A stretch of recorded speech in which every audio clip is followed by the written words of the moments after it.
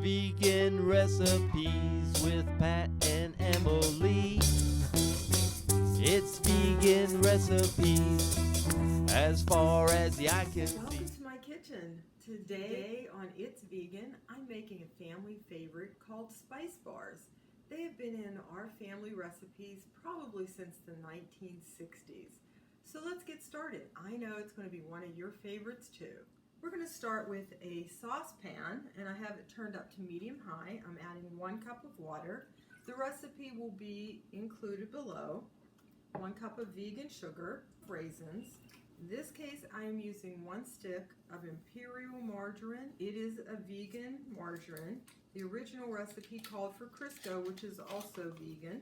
And then these wonderful spices. I've got salt, cloves, cinnamon, and nutmeg. This is going to come up to a boil, and I will show you what that looks like when it gets all boily and bubbly. It is boiling. So at this point, I'm going to take it off of the heat and let it cool to room temperature. The raisin mixture has cooled, and here I have 2 cups of flour and a teaspoon of baking soda. I'm going to stir the baking soda into the flour so that it gets well incorporated. Now the flour goes into this mixture. There have been times when I've put the flour in and it's still kind of hot or extremely warm, and it still works out, but it's not really quite as good as if you let that raisin mixture get to room temperature. I'm just stirring it. The batter is all mixed together. The flour's been incorporated. It's a pretty thick batter, as you can see. This pan I did spray with Pam to prevent sticking. I'm just going to work the batter into the corners. And this is what it looks like. We bake it at 375 for 20 minutes.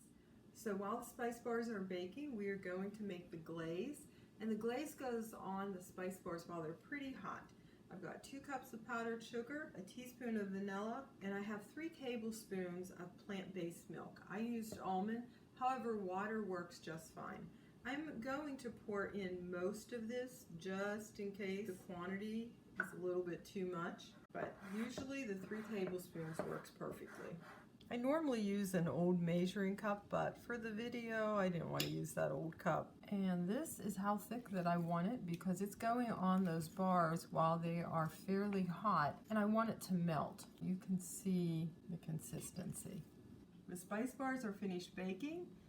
When you press them, they spring back lightly, and they've cooled about 5 minutes. At this point, I'm going to be putting the glaze on them. And you'll see the glaze is nice and thick, and I want it to melt. So I'm just putting it on there so it starts melting. And as it's melting, just move it all around the bar. You have to be gentle because it's still pretty warm. Then what I do, half of my family likes them with nuts, and half of them like them without nuts. At this point, while the glaze is still melty, you can sprinkle on the nuts and just press them in very gently. Once these cool, we will be back for a taste test. Okay, for the favorite part, the taste test. I chose the one with nuts on.